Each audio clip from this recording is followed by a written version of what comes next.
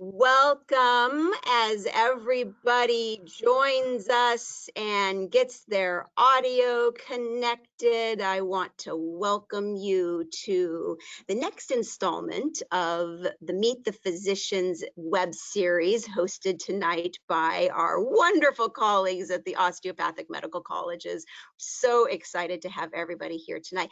My name's Mandy. I'm the Executive Director of Health Professions Week, and we have a really cool panel here tonight. I know you guys have been submitting your questions with your registration, and so we're going to do our very best tonight to get through so many of those questions and really kind of help set everybody down a path, a journey to a career as a surgeon. That's what we're talking about tonight.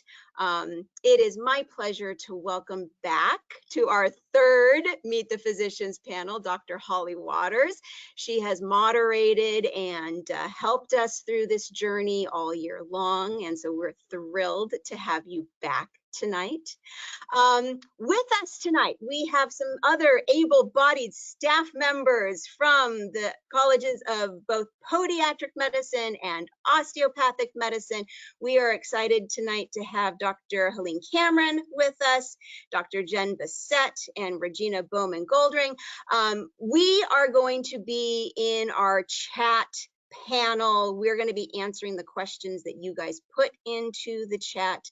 You know, as you have questions, feel free to put them in there, and we're going to see if we can't get everybody's questions answered tonight. So with all of that, Dr. Waters, welcome. It's nice to have you here tonight, and I'm going to let you take it away. All right, thank you so much, Mandy, and thank you to everyone who is helping us out on this chat today. I am going to just start off briefly introducing myself. My name is Holly Waters. I am an assistant professor of osteopathic principles and practice at the Kiran Patel College of Osteopathic Medicine campus in Clearwater, Florida. I am not a surgeon. However, as a fully trained physician, I completed some surgical rotations during my pre-med and residency training, and I am here to help ask the questions to the surgeons who can share with us some of their experience, some of their expertise, and really kind of help any pre-med students or high school students or anyone who's really kind of unsure if surgery is a career that they'd be interested in, understand what their day in, day out looks like, how they got to where they are, and why this might be a field that they should consider.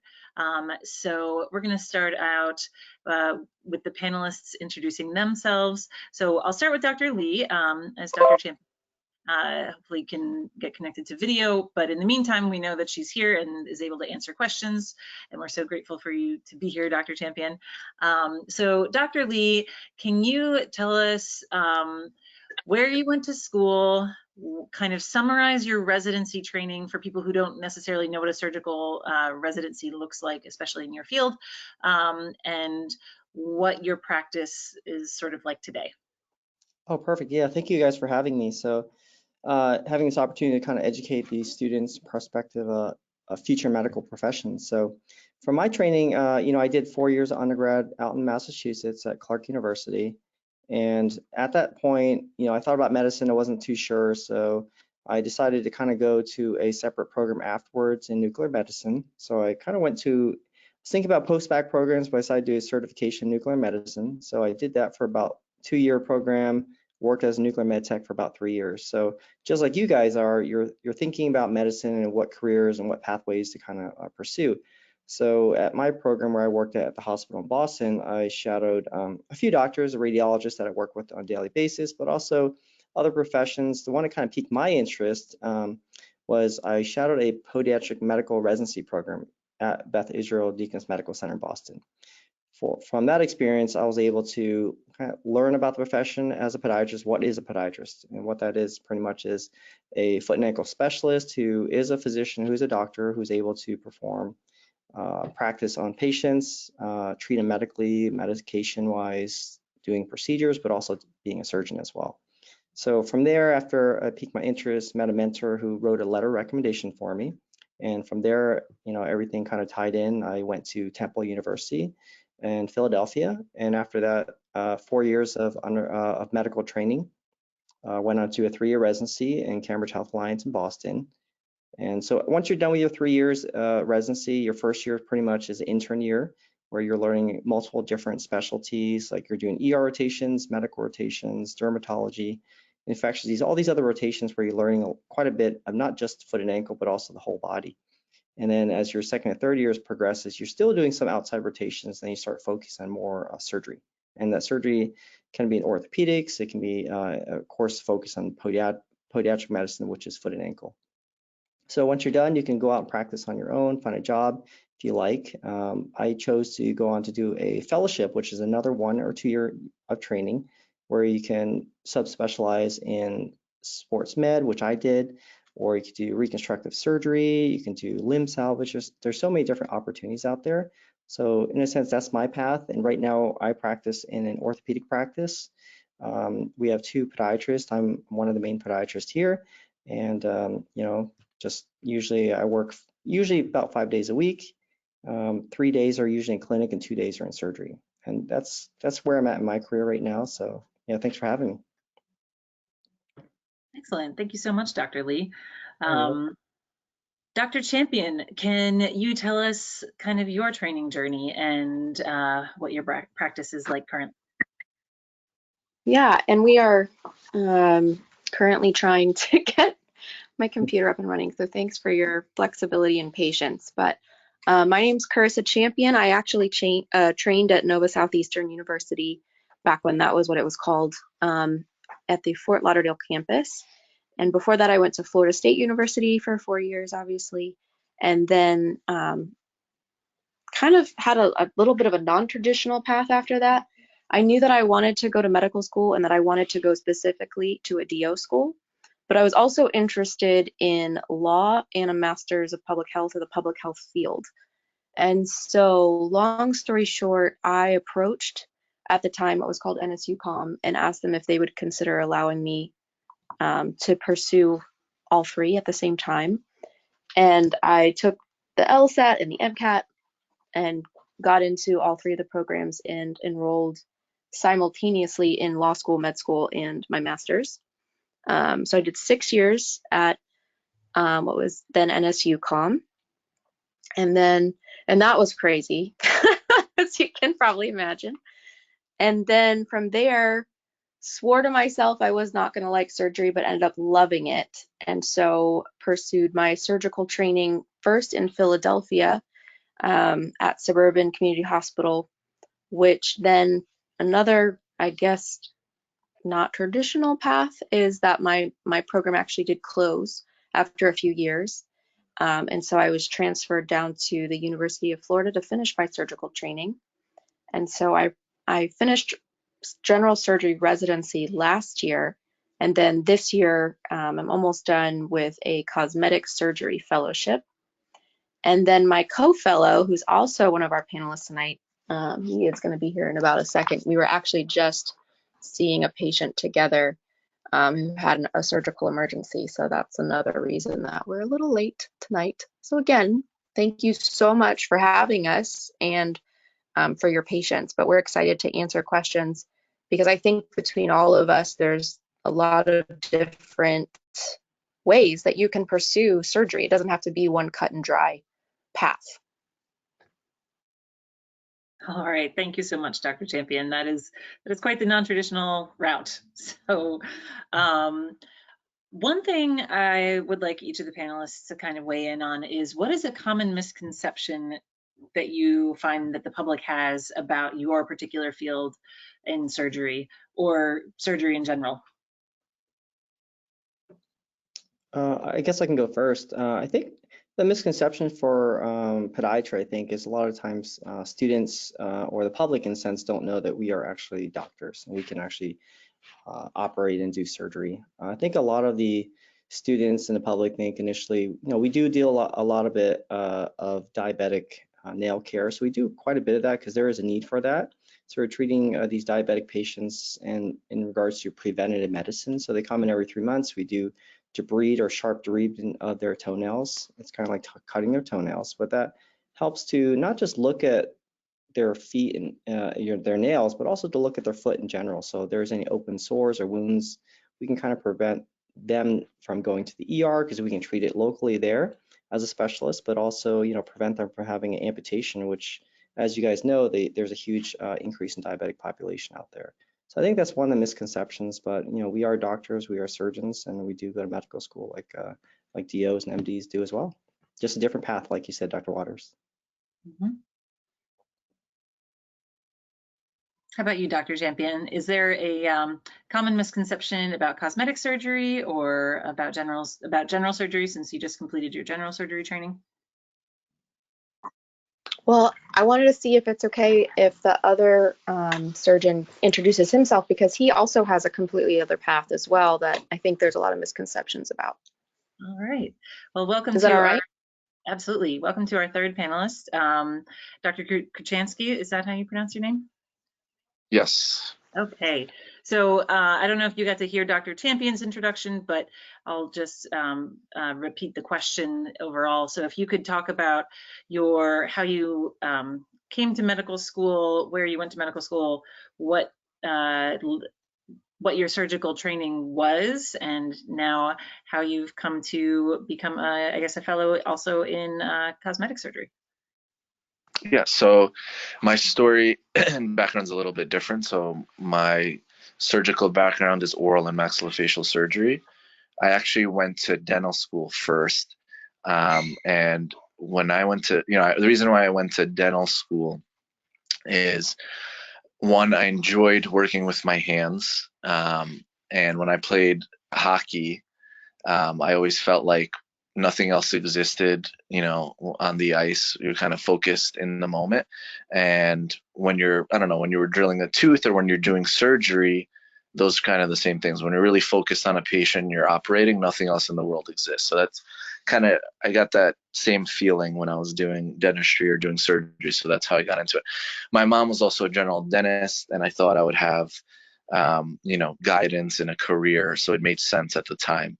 So I went to dental school, and then when I was in dental school, I shadowed the oral and maxillofacial surgery department, and I fell in love with being in the operating room. So I decided to pursue that. And with oral and maxillofacial surgery, they have programs where you can go to medical school, depending on where it is in the country, can be anywhere from 2 to 4 years to get your medical degree along with your training in oral and maxillofacial surgery. So I ended up doing that and getting my medical degree. I did all of that at Rutgers. So I was at Rutgers for my undergrad education, then for my dental medical school and my oral and maxillofacial surgery training, total of 13 years I was there. And then so oral and maxillofacial surgery, basically the bread and butter, the most common thing that 85% of oral and maxillofacial surgeons do is dental implants, extractions of teeth, and sedation. That's probably the most common. And then the other 15%, and what we do in our training is everything from the clavicles up. So head and neck surgery, cancer resections, benign pathology, craniofacial surgery, cosmetic surgery, is one of the things we do. Orthodontic surgery, where you do something called maxillomandibular advancements for treatment of OSA, so jaw surgery and things like that, as well as joint surgery, TMJ joint surgery, so arthrocentesis or TMJ joint replacements. Those are all within the scope of the field. And as a resident, I was fortunate enough to do a lot of facial cosmetic procedures. I really enjoyed it.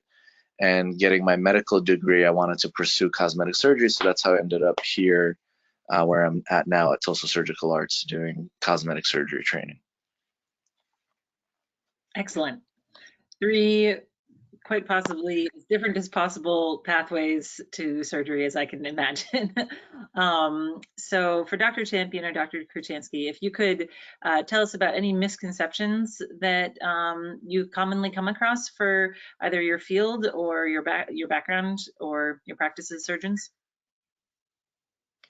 Yeah, I think a couple. First is there's a difference between MDs and DOs, and I wanted to be a DO specifically because I wanted to approach healthcare and health from a traditional education of kind of like the holistic person and treating the person as a mind, body, and spirit. That was something that was important to me.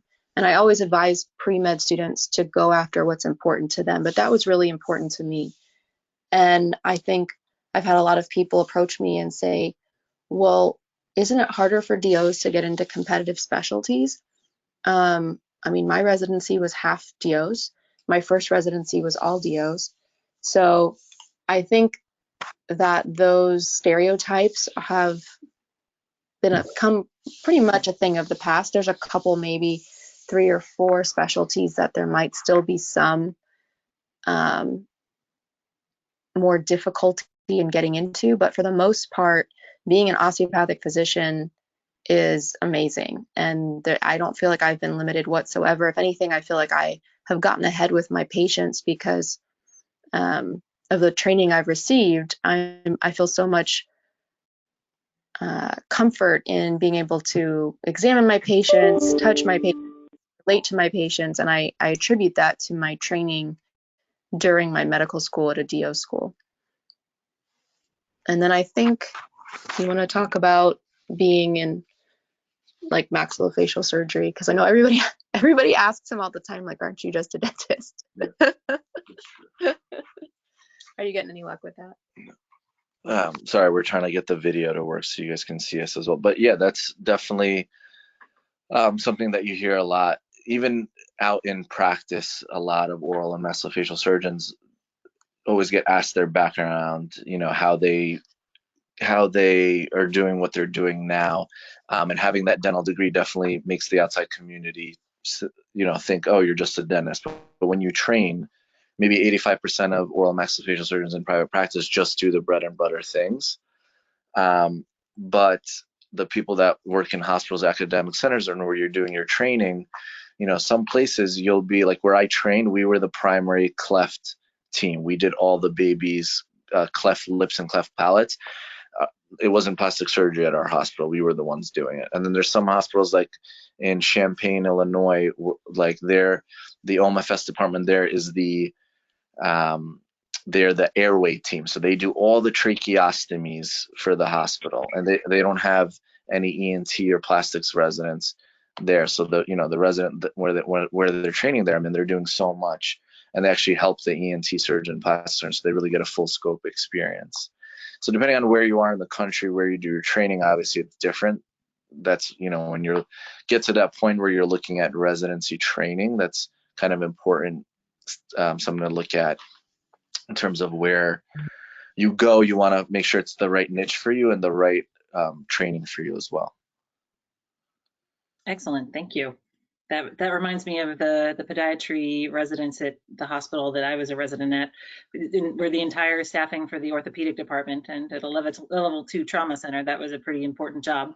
So they covered a lot of scope there as well.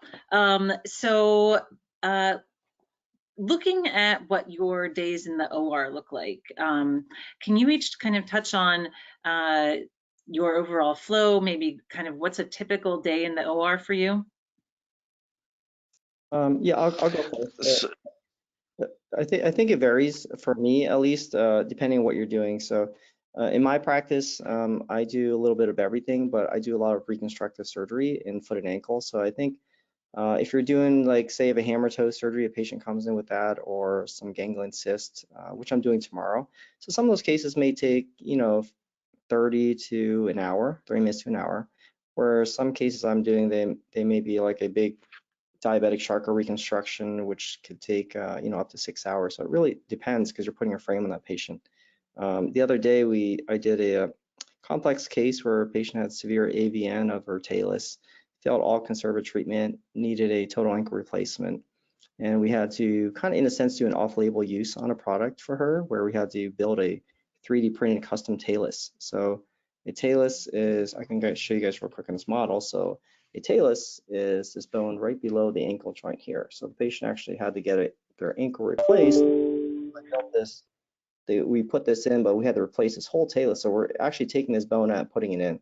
So I think they're like like they discussed earlier, so we're not just doing our bread and butter. We can definitely do the bread and butter where we're doing bindings and things like that. So that makes our day go pretty smooth in a sense. But when you're doing complex recon, I mean, maybe all day, but I think they're fun because you're able, for me, at least what I do is if you're able to save someone's leg and allow them to walk in less pain than they started with, I think for me, that's really rewarding. On a side note though, Dr. Waters, when you guys were talking earlier about podiatry doing the ortho trauma at a level 2 center, for my residency training, there were no plastic residents, right? No plastics residents, there's no general surgery residents. So we were doing all the plastic surgery and recons and flaps and breast reductions. So it was great for our hand skills and things like that for suturing. It was amazing. I loved it. Thank you so much, Dr. Lee. Dr. Champion and Dr. Krutyansky, any insight onto what a day in the OR looks like for you? Yeah, when I was in my residency, it started depending on what service I was on, whether that's trauma or acute surgery or colorectal surgery. I mean, there's so many different types, which I didn't even realize when I was like, I like surgery. I didn't realize there were so many different types of surgery.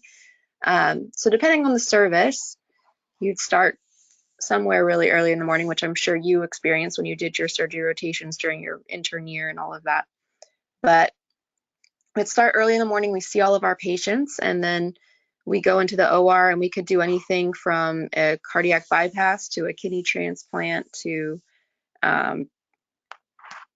trauma, which was really fun for me. I got to train at a level 1 trauma center in Florida, where we had a lot of patients come in with gunshot wounds or car accidents or stab wounds or different injuries, and it's kind of a all hands on deck at the drop of a hat, where a patient would roll into the trauma bay, and it's kind of like what you see on TV, where someone rolls in and you have to act very quickly and bring them back to the OR, or you can have planned surgery where you're taking out cancer from someone's colon or their breast or something else.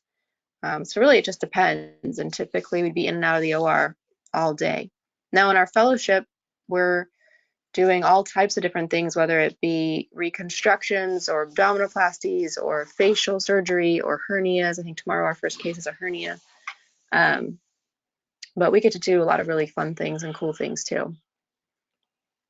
And then, I don't know, do you want to talk about like some of the oral and maxillofacial surgery schedule? Yeah. Do you guys have the meeting ID by chance? I want to see if I can log in so you guys can see us, like the actual ID number, session ID. I see webinar ID. Is that what you're looking for? Yeah.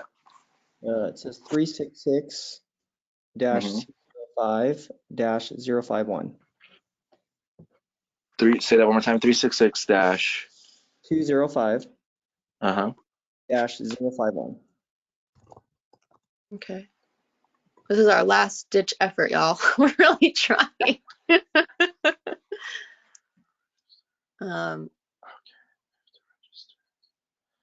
I can talk while I'm doing this, so it's having me register. So yeah, so a typical day in the operating room.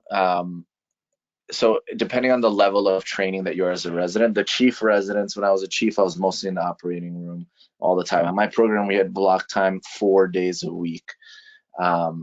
Mondays and Thursdays were kind of known as our ambulatory center days. So we're doing smaller cases. That would be like a small benign pathology. It could be treating a trauma case like a mandible fracture, an orbital floor fracture, or it can be as simple as taking out teeth for a medically complex patient. Those are all things that we can do on those days. And then Tuesday and Fridays were our big OR days. So those days we're doing orthodontic surgery, where so orthodontic surgery is where you're basically breaking the maxillary bone and the lower jaw and repositioning it into a place where anatomically the teeth fit better, and also cosmetically the way the nose, the chin, everything looks, as well as the airway improves. So that's what orthodontic surgery is. Or we'll do like a total joint replacement or something like that. So that's a typical kind of OR day. And the nice thing about oral maxillofacial surgery, the surgeries aren't long. Some specialties in surgeries are very long and time consuming. Most of the, I mean, our longest surgery would be a total joint replacement that could take 6 to 8 hours, but all the other surgeries are 4 hours or less, which is nice because, you know, it's nice to get out of the OR also once in a while. Mm-hmm. All right, thank you It's so good to much. be able. It's good to be able to eat and pee. Yes. Speaking of which, Yeah. that work-life balance that we all crave or not, do you find it challenging to have what you would consider a satisfying work-life balance? And have you ever had any second thoughts about your career along the way? I guess I'll speak. For work-life balance, I think it's great. We have 3 kids. My wife and I have 3 kids at home, so we're able to go to their events and participate in what they like to do. So I think the work-life balance for what I do, I think it's great. I'm a little busier than the average podiatrist, I think, because of the recon I do, and I do take some call. I don't take a ton of call, but some trauma call for ankle fractures and foot and ankle trauma, things like that. In regards to surgery we talked about earlier, I think I'm in the office 3 days a week, so it's a good balance where you're in clinic seeing patients. I have a medical scribe that makes my life so easy, which is great. They're doing my notes for me, and I could just interact with the patient, see them, evaluate them, build a relationship with them. I think that's huge for what I love doing. And then the other 2 days we talked about earlier, I'm in the OR. So for me, it's like most weekends I think I'm off. I'd say for the most part, unless something's on call. But yeah, I think the work-life balance for me, I think it's great, and this is why I love doing what I do. Yeah.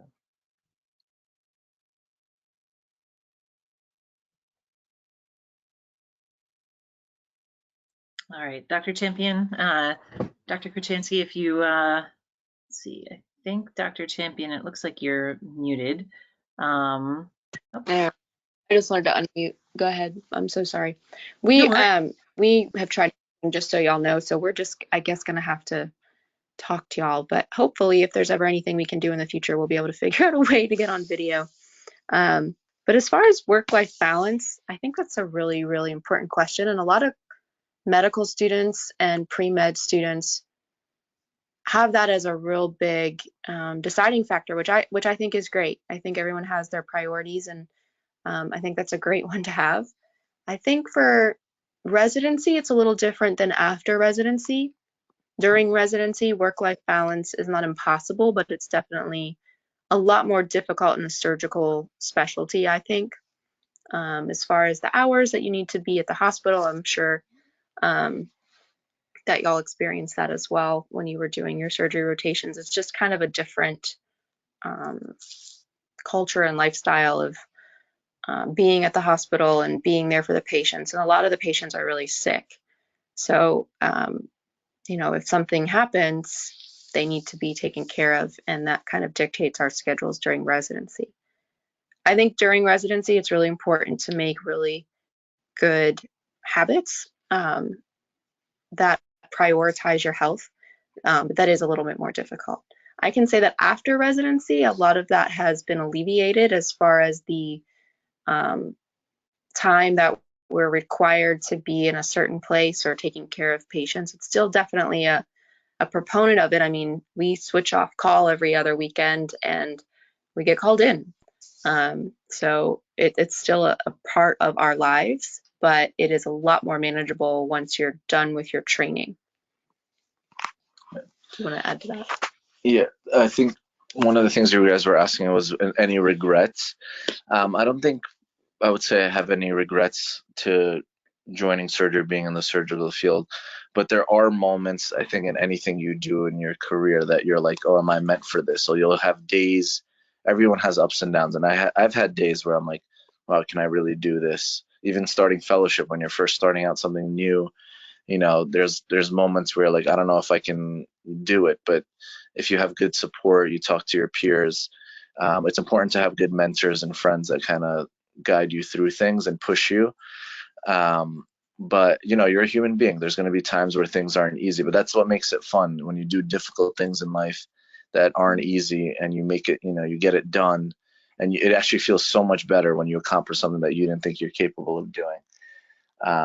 So that's what I would say with that. But yeah, it's not easy. There's definitely moments I think many surgeons have where they're like, shoot, am I meant for this, or is this the right thing? So I agree with that.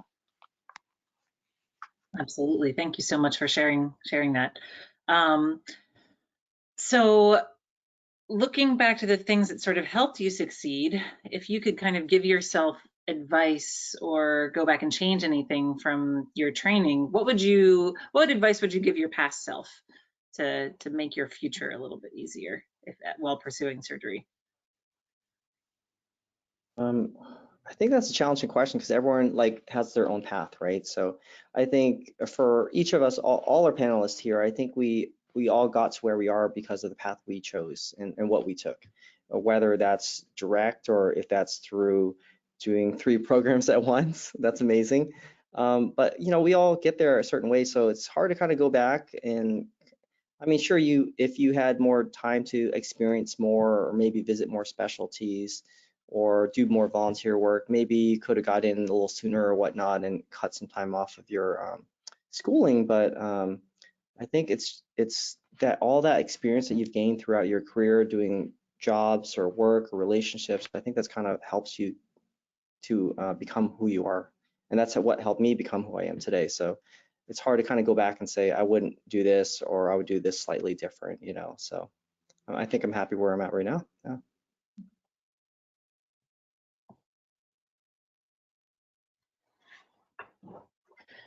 So I would just say, advice-wise, talk to a lot of people that are in the field and don't hesitate to approach people. You'll be surprised how people love to talk about what they do or what they're doing.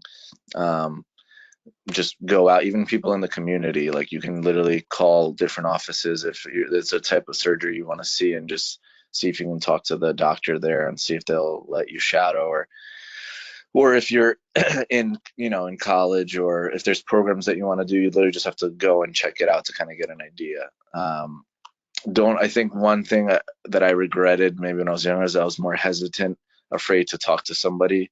But you'd be surprised how people are willing to help you, even if they don't know you. So that's one thing. Yeah, I definitely agree with both of them on that. I think one thing that helped shape the direction that I took was specifically what he just talked about, which was approaching a lot of people and things that I was interested in. And some people on the call may have already heard me say this before, but I actually thought that I knew for a matter of fact that I did not want to do surgery during medical school. I actually approached my dean and told him I was not interested in surgery, so I wanted to try to use those rotations for something I was interested in. And he's like, well, sorry, that's a requirement. So I had to do it. And lo and behold, I fell in love with it. So I'd say don't write things off. The subjects that I thought I was going to absolutely love during my first 2 years of medical school and clinicals actually turned out to be things I wasn't interested in at all. So, go into it with an open mind. But if there is something that you're interested in, try to shadow people, try to pick their brain about why they chose it, and see if it meshes up with where you hope to be and how you hope to practice. Excellent. I think that's some really good advice that pre-med students can use. Dr. Champion, we've been getting a lot of questions actually on the multiple degrees that you have, and sort of, I guess, overall, what kind of led you at that moment to decide that you wanted to pursue all 3 all at once? And do you use your MPH or your JD in your current field, or do you see it in your role in the future once you're finished fellowship? Yeah, I do. So when I went to college, I knew that I was interested in underserved medicine, in holistic care, in changing the way that medicine's delivered internationally, not just in the country. And I was really interested in politics, and I didn't know how to blend all those interests. I worked in the White House when I was in college, and I knew I wanted to go back to DC from a practicing perspective, because there was a lot of people in Washington, DC that were doing a lot of recommendations, making a lot of recommendations for health policy that really didn't have any firsthand knowledge of it. So I wanted to be able to have education and firsthand knowledge to be able to go back to politics from a practicing physician perspective. But at the same time, I was like, well, do I really need to go to all these different degree programs to do these things? Do I even really need to be a physician? Or do I explore other health professions? Because there's so many great ones out there. My parents are both nurses, so that was another option. And ultimately, I just wanted to keep all the doors open that I could. And so I continued to go down this path of knowing that I was really interested in ultimately health policy and public health and a well-rounded approach to healthcare, just not really sure what that looked like. So I wanted to be able to keep the options open to go to law school, to go to medical school, to do my master's, or to go to a different health profession altogether. And then by the time I graduated college, to be honest, I hadn't really just made up my mind. So I just decided, you know what, I'm going to take the LSAT, I'll take the MCAT, and I'll see how things go, which was awful. It was awful. Just being honest. But I did. I took them and got in and just thought, you know, why do something if it's not something that you're really passionate about? Like, what's the point, right? And I knew that I was still really passionate about all these different fields, and to choose only one and not be able to explore the others, I felt like was almost turning off a part of myself or denying a part of myself. And I wasn't ready to do that. So I kind of jumped in and went after what I was passionate about at the time. It didn't make sense to many people, and honestly, it probably didn't make sense to me. But I was really passionate about it, and I knew that that was something I wanted to follow, was that passion. Because again, like what is the point of going into these professions if you're not going to love what you're doing? To me, that didn't make any sense. And then as far as do I use it now? Yes, I am working with several organizations that represent physicians and patients and lobby on behalf of them, or, for example, work in the legal field on behalf of them. So that's something that I've been really excited to be a part of, and be able to use all of my training. I also really enjoy working in the medical mission world, and that definitely draws on all of my training. And there's a couple other things that I'm kind of starting and doing that will draw on that as well. Excellent. Thank you so much for sharing both the challenges and the successes along the way. So you shared how much you love that. Dr. Lee and Dr. Krutyansky, what about your job or your career do you really love? What gets you up in the morning every day?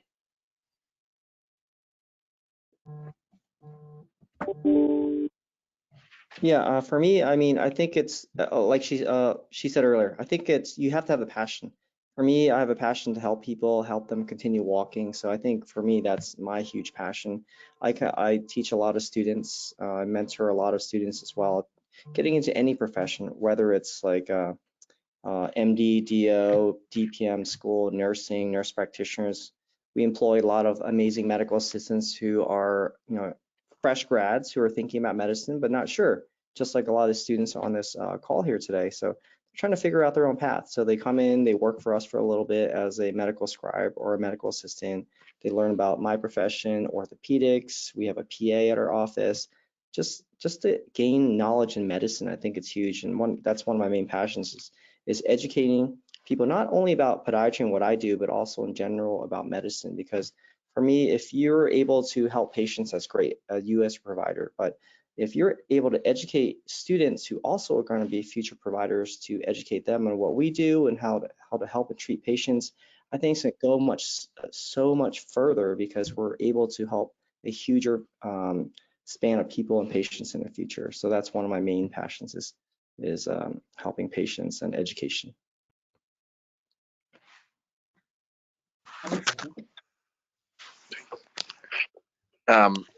I think for me, the biggest, I just like being in the operating room. That's really what gets me excited. You know, I like operating. So, yeah, I have the most fun there. It's especially with cosmetic surgery, for example, like you're figuring things out. Not everything's black and white. It's not cookie cutter, the same thing every time. Everything, the patient's a little bit different, or if you're doing liposuction and you're trying to like create the perfect body and figure, every person's body is a little bit different. So yeah, I just love being in the operating room. Thank you. Definitely takes that interest in hands-on and manual skills in order to enjoy surgery for sure. Dr. Lee, we had a question specifically for you. How involved are you in the sports medicine focus that you chose for your career? Do you work with student and professional athletes at all? I work with like local athletes, I think. I don't work with a professional team. One of my colleagues I work with closely, he works with the Sac Republic, which is our soccer team locally here, and a few other soccer teams. So as a podiatrist, you can be the foot and ankle specialist for a sports team if you want to. You just got to make those connections to kind of do that.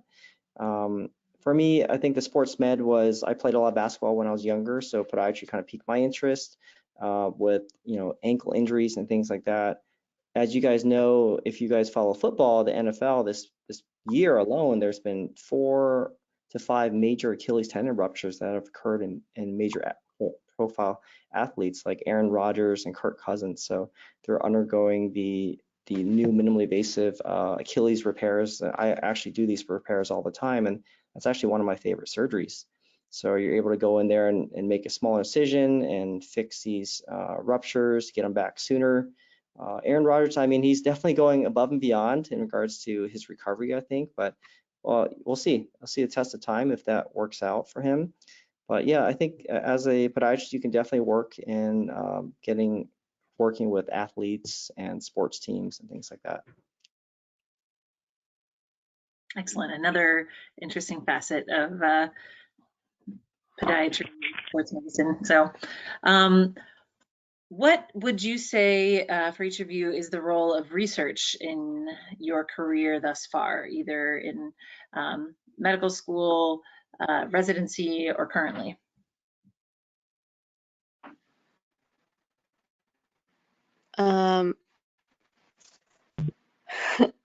So for me, none, almost none. I personally, I have like this soapbox that I tell med students all the time when they're like, how do I get into what you're doing, or how do I get into the thing that I'm interested in? And I always tell them, do what's genuinely your passion. So if you're passionate about surgery research, go after it. Go after it hard. But if you're passionate about something else, go after that. Because when students come to me, I've been on the admissions boards for several years in a row. I can tell right away if they're genuinely passionate about like the signaling reactive enzyme that they found that correlated with this disease, or if they're not. And if they're not, then I have zero interest in that, So I think if it's something that you're interested in, 100% go after it. And I do think that it is important to a certain extent to have some research in something that you're actually interested in, because some programs more or less will be, I don't know, they might care that you have research or not, but don't do it in something you're not interested in, because we know right away.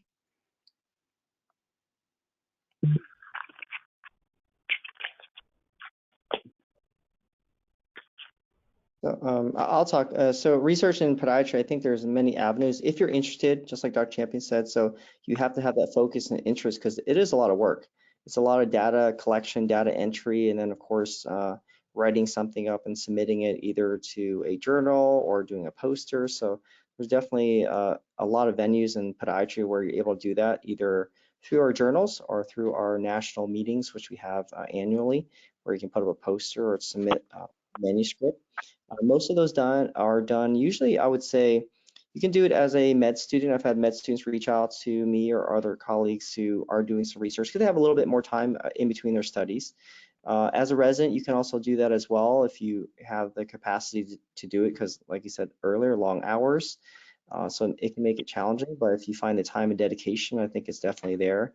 And once you're out as an attending, I mean, for me, I haven't had a huge focus on it. I did a little bit of research during my fellowship, but when you're out on your own, you're trying to build your practice, be busy, be active, and I think it was a challenge for me to kind of do that. I have tons of data.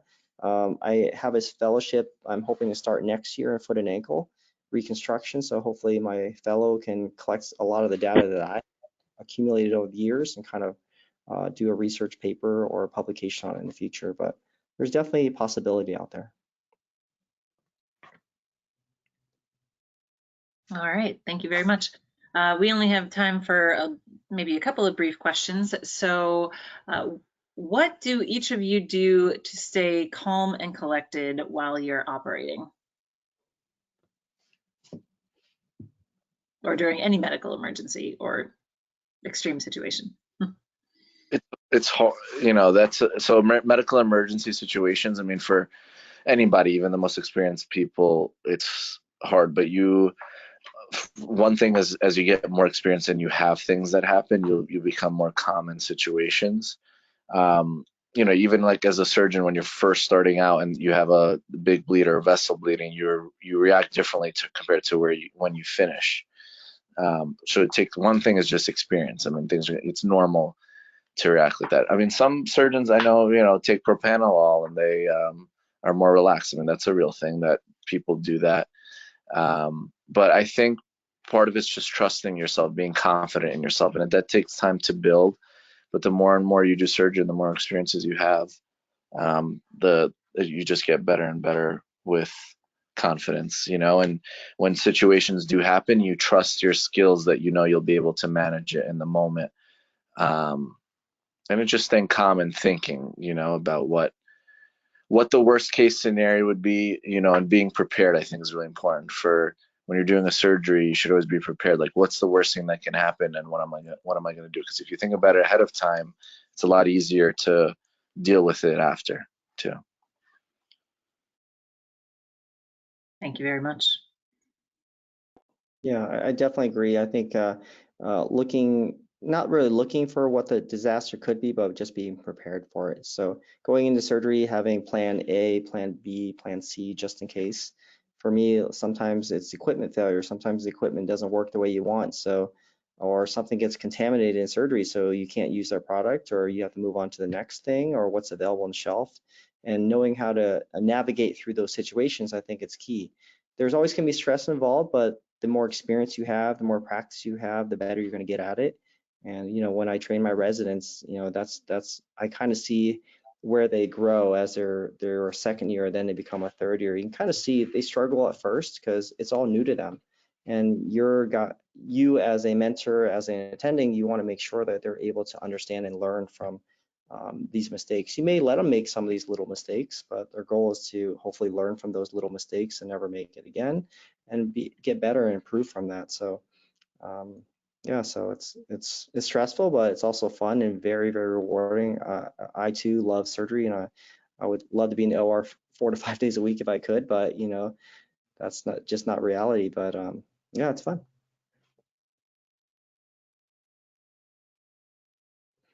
All right, I think maybe to cap it off, if you could each share with one word or phrase, what's one of the most challenging things about being a surgeon?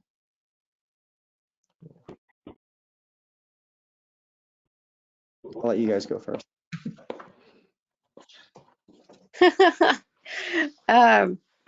I would circle back to something that was said earlier, in that I think you asked if you ever doubt yourself. And I think there is a lot of, there's a buzzword going around right now that, what is it? People have imposter syndrome.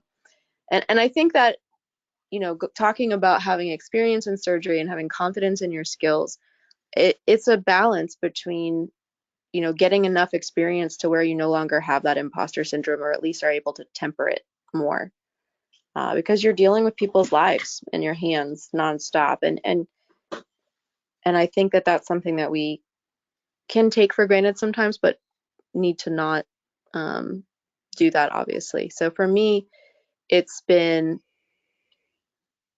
just this growth of coming through that imposter syndrome, and then whenever, I think he was also talking earlier about questioning if I was supposed to do this or not, because it is really a lot of time and it's a lot of work to get to this point. and that can be really stressful. So I think working through that and coming out on the other side, but I wouldn't change it. It's been an amazing experience, and it's definitely an honor.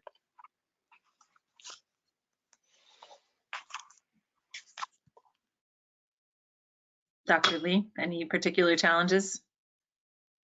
I think challenges in general are, for me, I think in practice now, being in practice, I think challenges not just as a surgeon, but challenges in general, I think are dealing with things that we don't really think about as a student, is dealing with insurance plans and all these things that deal with like reimbursement, things like that. A lot of these we aren't really trained to do. Like we're kind of learn on the fly. I learned a lot of it during my fellowship, but learning how to bill and code, but navigating through these insurance plans, these HMO plans that are now existent all throughout the country.